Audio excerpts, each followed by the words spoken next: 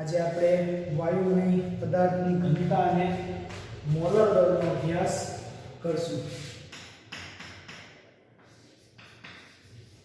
વાયુમય પદાર્થની ઘનતા અને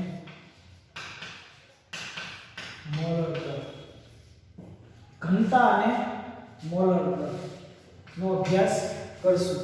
આપણે ગઈકાલે આદર્શ વાયુનું જે સમીકરણ તારવ્યું હતું તેના ઉપરથી થોડું આપણે પુનઃ ગોઠવણી કરીએ કે આદર્શ વાયુના સમીકરણને, આ જે આપણું આદર્શ વાયુનું સમીકરણ હતું PV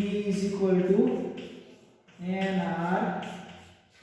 હવે જે આદર્શ વાયુનું સમીકરણ હતું જે આપણું, એની આપણે પુનઃ ગોઠવણી કરીએ. શું કરીએ? પુનઃ ગોઠવણી કરવા જઈએ તો એવું થશે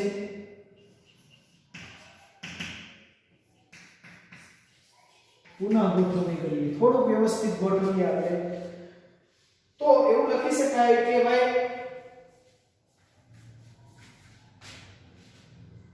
આ PV nRT જે છે એમાં V ને હું અહીંયા જોવા દઉં તો આવું થાય P n/VRT. હવે n/V ને હું આ બાજુ લઈ આવું તો આવું થાય n/V P/RT. આવું થાય કે ના થાય? આ જે આદર્શ વાયુનું ઇક્વેશન હતું તેમાં મોલ ભાગ્યા કદ V ને હું આ બાજુ લઈ ગયો. આવું શા માટે કર્યું છે? કારણ કે મારે મોલના પર્યાયમાં, કેમ કે હવે આપણી પાસે આદર્શ વાયુના ઇક્વેશનની અંદર મોલની સંખ્યા પણ ઇન્વોલ્વ થઈ ગઈ છે n. ઓકે, તો n/V P/RT. કારણ કે મારે પ્રથમ ઘનતાનો સંબંધ જોઈએ છે. કોનો સંબંધ જોઈએ? ઘનતાનો. તો ચાલો હવે n ને શું કહેવાય? આમાં જે n છે n હકીકતમાં શું છે? તો કે n n વજનના છેદમાં આણ્વીય દળ હોય મોલ. n કોણ છે? વજનના છેદમાં આણ્વીય દળ.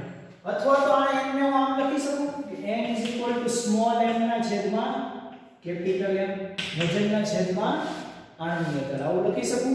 તો આ n ની વેલ્યુ જે છે m/m એ હું અહીંયા મૂકું છું. તો કેવું થશે? m upon capital M V is equal to P/RT. હવે આ શું થઈ ગયું? દળના છેદમાં કદ થયું કે નહીં? આ m છે શું બતાવે? દળ. આ શું બતાવે? V કદ અને આ આણ્વીય દળ. તો દળના છેદમાં કદ એ તો ઘનતાનો સંબંધ છે. ઘનતા ઇઝ ઇક્વલ ટુ શું આવતું હતું? ઘનતા ઇઝ ઇક્વલ ટુ દળના છેદમાં કદ. દળ શેમાં વડે બતાવતા થાય? m અને કદ v વડે. તો d ઇઝ ઇક્વલ ટુ શું થઈ ગયું? m/v. તો ચાલો એ જ સંબંધ અહીંયા મૂકીએ આપણે. તો અહીંયા એવું લખી શકું કે d/m is equal to P/RT. હવે આમાંથી માત્ર ને માત્ર હું જો m ને કરતા કરું m ને, તો આવું થાય m is equal to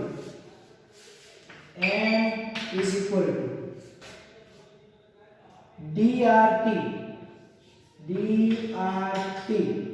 upon P અને દળ. ઇક્વેશન 1. આ ઇક્વેશન થી શું કરી શકું છું? વાયુનું મોલર દળ ગણવા માટેનો સંબંધ મળી શકે. આનાથી શું ગણી શકીએ? વાયુનું મોલર દળ.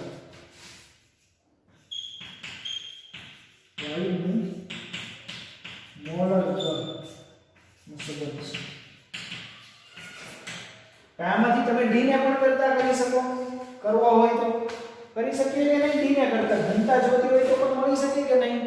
d ને કરી લો તો ઘનતા મળી શકે, m ને કરતા કરી લો તો મોલર દળ મળે, p ને કરતા કરો તો દબાણ તેમને મળે. ઓકે, આદર્શ વાયુ થઈ ગયું. હવે આ થઈ ગયો ઘનતાનો અને બીજો શેનો મોલર દળનો સંબંધ. ઘનતા અને મોલર દળ વચ્ચેનો સંબંધ m dRT/v. આપણે બધા યાદ રાખશું. ઘનતા અને મોલર દળનો સંબંધ. ખાલી ઇક્વેશન યાદ રાખવાનું છે તમારે. આમાંથી ઘનતા અને મોલર દળ તમને એક્ઝામ ની અંદર જો દાખલો પૂછાય, ઓકે, જેડબલની નીટની અંદર, તો તમને ખબર પડવી જોઈએ કે ભાઈ મોલર દળ અને ઘનતા વચ્ચેનો સંબંધ મેળવવાનો કે તો m dRT/p. આ કોનું સૂત્ર છે? ઘનતા અને મોલર દળ વચ્ચેનો સંબંધ છે. કોનો છે? મોલર દળ વચ્ચેનો સંબંધ છે. હા, તમને આવડતું હોવું જોઈએ આ ઇક્વેશન. આટલું આ થિયરીમાંથી યાદ રાખવાનું છે. એની તારવણી એમાં નથી કરવાની. ચાલો, હવે આપણે ડાલ્ટનનો આંશિક દબાણનો નિયમ જોઈએ. ડાલ્ટનનો આંશિક દબાણનો નિયમ.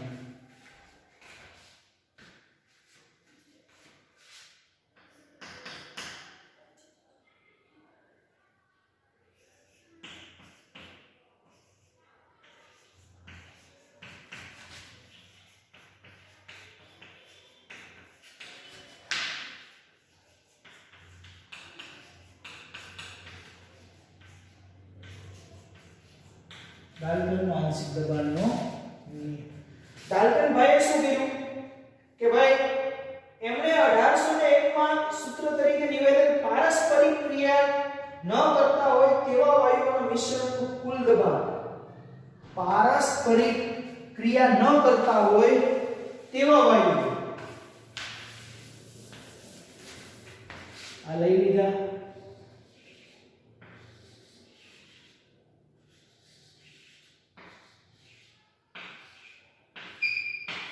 આ વાયુઓ છે આની અંદર ભરેલા, અલગ અલગ વાયુઓ ભરેલા છે. આ એકબીજા વાયુઓ એકબીજા સાથે પ્રક્રિયા કરતા નથી. એટલે કે પારસ્પરિક ક્રિયા ન કરતા હોય તેવા વાયુઓ. પારસ્પરિક ક્રિયા કરે એવા વાયુનું દબાણ તો કંઈક આપણે કરી શકીએ, ભાઈ પ્રેશર આપીએ, પણ હવે પારસ્પરિક આપમેળે એકબીજા સાથે પ્રક્રિયા કરતા જ નથી, તો આવા વાયુઓનું દબાણ છે એ કેવું હોય તેવું ડાલ્ટન નામના વૈજ્ઞાનિકે શોધેલું. ડાલ્ટનનો નિયમ આપણને એ સમજાવે છે કે પારસ્પરિક ક્રિયા ન કરતા હોય, એટલે વાયુઓ અંદરોઅંદર એકબીજા સાથે પ્રક્રિયા ન કરતા હોય તો તેવા વાયુઓનું દબાણ કેવું હોય છે એના માટેનો નિયમ ડાલ્ટન આપ્યો. પારસ્પરિક ક્રિયા ન કરતા હોય તેવા વાયુઓના મિશ્રણનું કુલ દબાણ વ્યક્તિગત વાયુના આંશિક દબાણના સરવાળા બરાબર હોય. વ્યક્તિગત દબાણના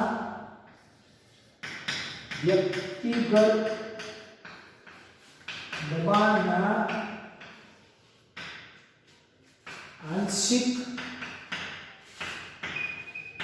સરવાળા જેટલું. તો પછી પારસ્પરિક ક્રિયા ન કરતા હોય તેવા વાયુઓનું આંશિક દબાણ છે એ કેવું હોય તો કે વ્યક્તિગત દબાણ. માનો કે આ કોઈ વાયુ છે, આ વાયુ છે કોઈ, એનું પોતાનું વ્યક્તિગત દબાણ તો હોય કે નહીં. તો આ એક વાયુ છે, આ જે તમને દેખાય છે યલો કલરનો, આ એક વાયુ છે. એનું પોતાનું વ્યક્તિગત દબાણ માનો કે કેટલું છે? 2 બાર છે. કેટલું છે? 2 બાર. બીજો એક વાયુ છે,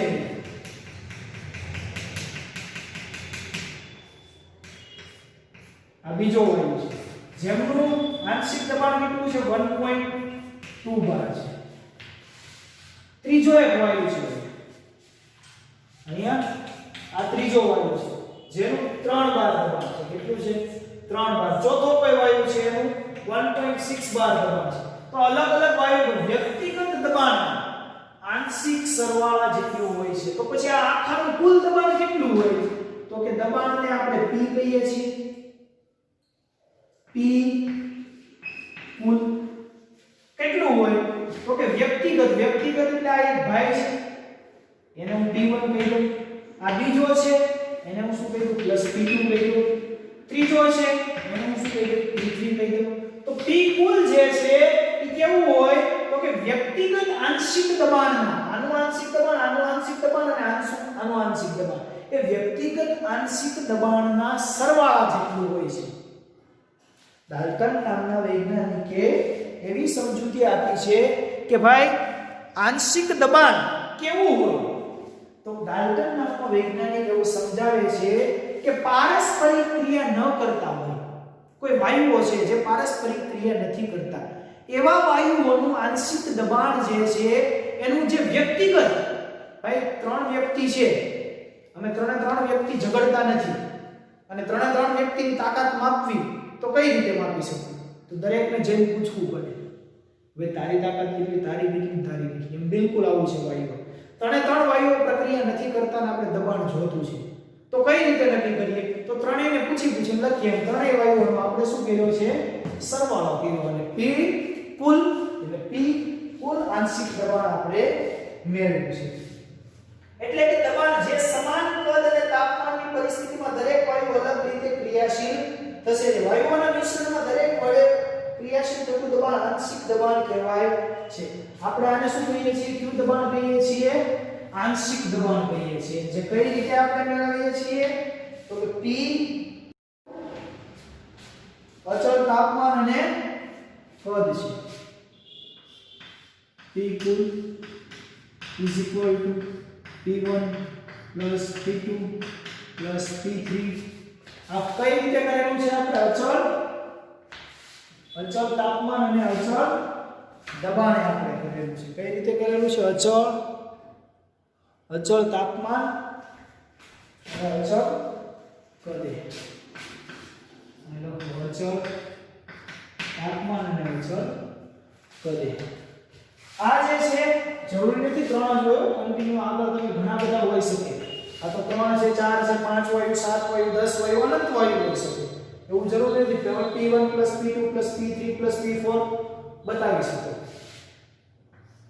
હવે જ્યાં P કુલ વાયુઓનું મિશ્રણનું કુલ દબાણ છે P1 P2 અને P3 વાયુઓનું આંશિક દબાણ છે. આ કેવું છે કુલ દબાણ બતાવે છે કુલ દબાણ છે અને P1 P2 અને P3 આ બધું છે ભાઈ આંશિક દબાણ છે. કોણ છે આંશિક દબાણ P1 P2 P3 એ આપણું બતાવે છે આંશિક દબાણ.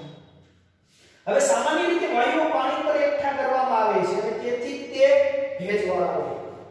વાયુઓ હોય ને વાયુ એને પકડી તો શકાતા નથી એટલે વાયુઓ છે ભેજ ઉપર એકઠા કરવામાં આવે. ક્યાં કરવામાં આવે વાયુઓ ભેજ ઉપર એકઠા કરવામાં આવે.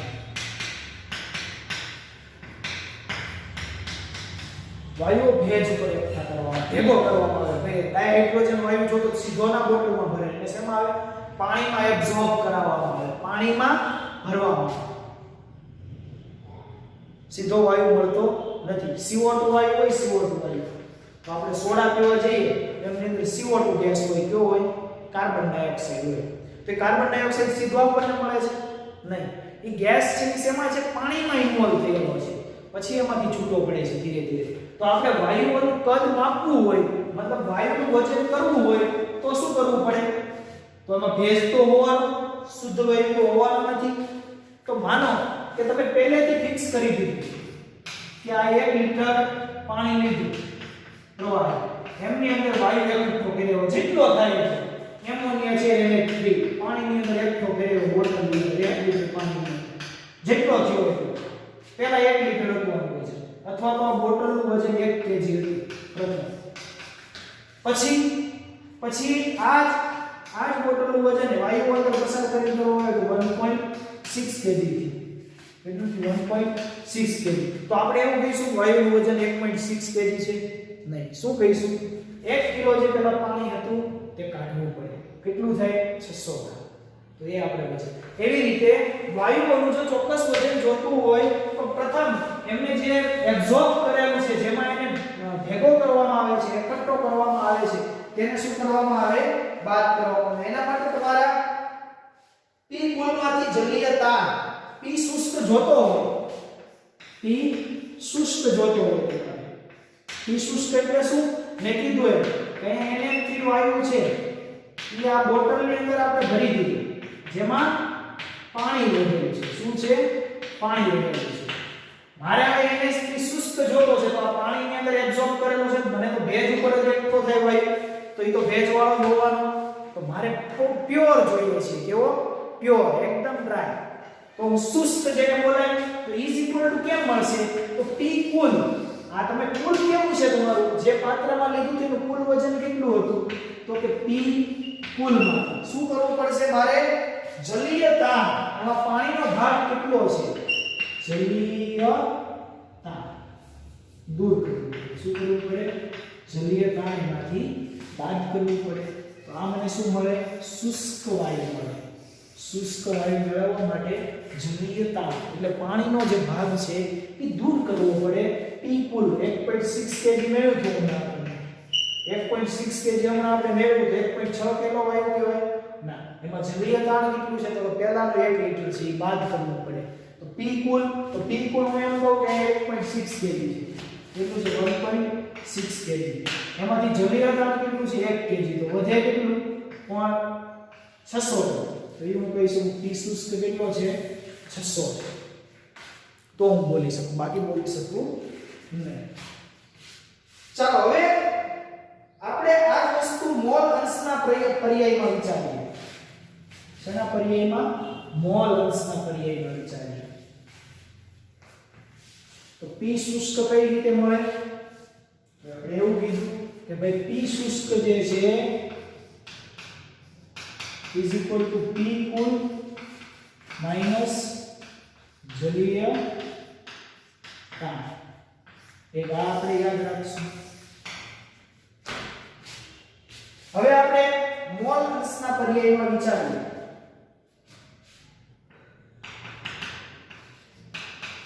મોલ અંશના પર્યાય તો કેવું થશે મોલ અંશના પર્યાયમાં વિચારીએ તો માનો કે મારી પાસે ધારો કે T તાપમાને 3 વાયુઓનું કદ V સમાયેલ છે કોઈ T તાપમાન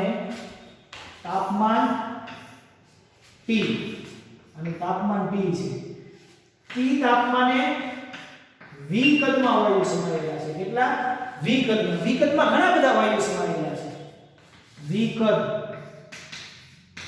V છે તાપમાન ફિક્સ છે કદ ફિક્સ છે એમાં ઘણા બધા વાયુઓ સમાયેલા છે જુદા જુદા વાયુઓ છે આની અંદર આ 1 આ 2 આ 3 આ 4 આવા જુદા જુદા 3-4 વાયુઓ છે મેં અત્યારે 3 વાયુઓ લીધા છે હવે આ 3 વાયુઓનું મારે મોલ અંશના પર્યાયમાં વાત કરવી છે તો કઈ રીતે થશે તો કે V માં સમાયેલા જેના આંશિક દબાણ અનુક્રમે કેટલા છે T તાપમાને એમ કહું છું કે V કદમાં વાયુઓ સમાયેલા છે T તાપમાને V કદમાં વાયુ સમાયેલા છે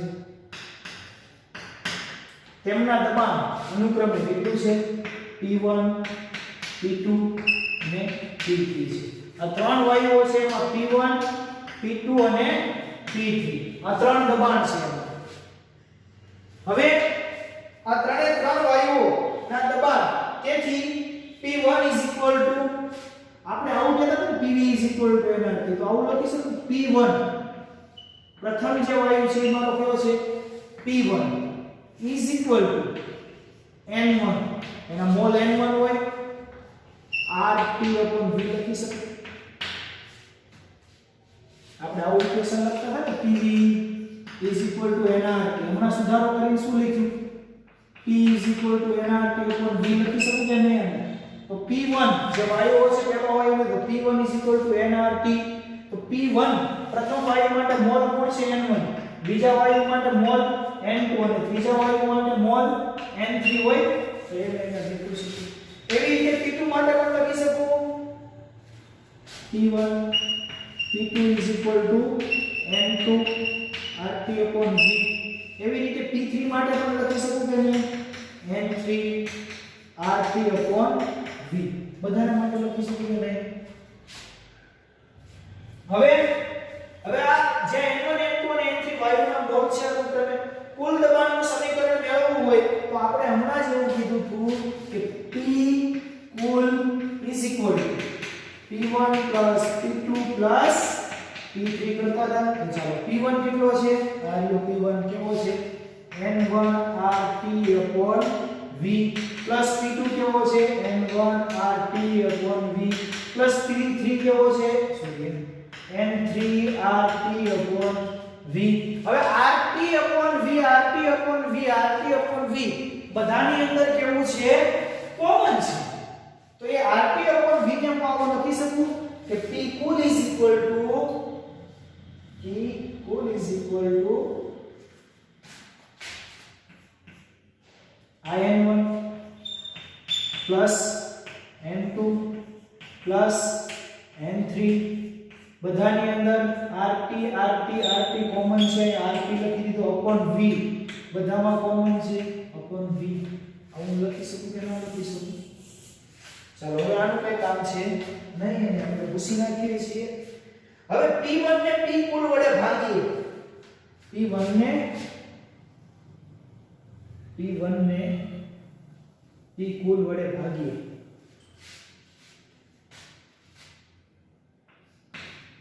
P1 ને P કુલ વડે ભાગીએ તો શું થાય?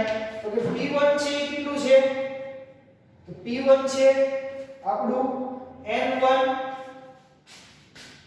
P1 કેવું હતું?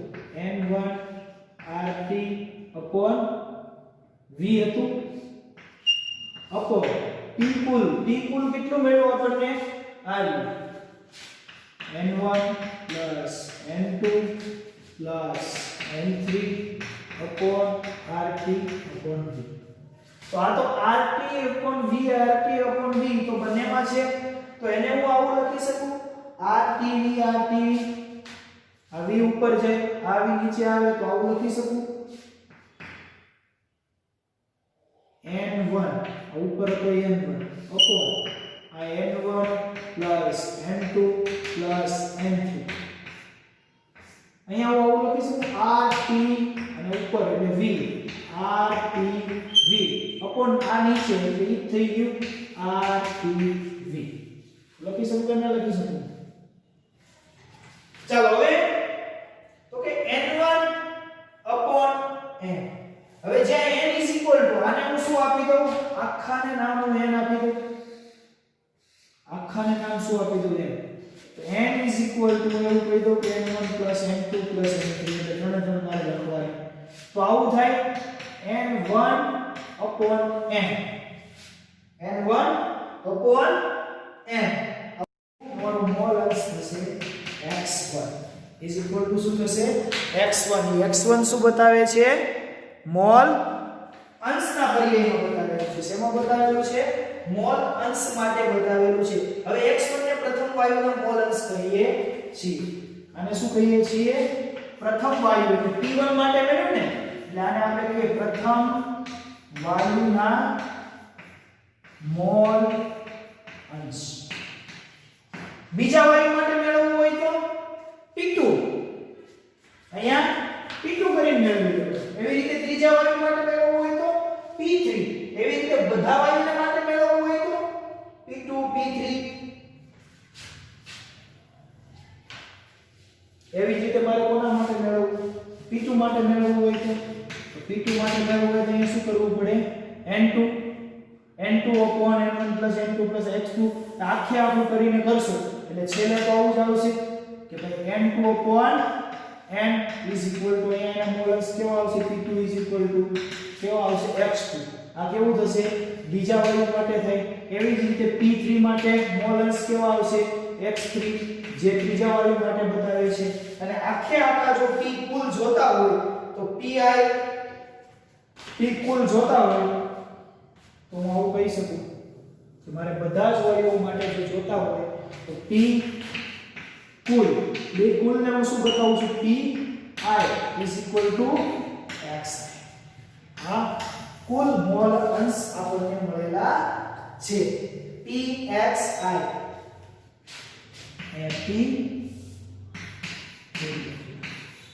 મોલ અંશ આ શું બતાવે મોલ અંશ બતાવે pi અને xi એટલે આયા વાયુના અનુક્રમે આંશિક દબાણ અને મોલ અંશ છે આ કોણ છે pi આંશિક દબાણ છે કોણ છે આંશિક દબાણ આ કોણ છે મોલ અંશ અને આ કોણ છે કુલ દબાણ હવે આપણે આ દરેક સમીકરણની બહુ સારી રીતે ગણતરી કરી શકીએ છીએ જે લેક્ચર નંબર 10 ની અંદર ફરી આપણે આવશું અને આ લેક્ચર ની અંદર આપણે આગળ ગણતરી લેક્ચર નંબર 10 ની અંદર એક્ઝામ્પલ થી ફરી પાછા કરીશું આમાં તમને શું કીધું તું ભાઈ મોલ અંશ કીધા છે તો સિમ્પલ p1 p2 અને p3 ત્રણેયના મોલ અંશ ગણો ઓકે કોઈ એક્ઝામ્પલ તમને આપો ચાલો લેક્ચર નંબર 10 ની અંદર બતાવીશ તમને એક્ઝામ્પલ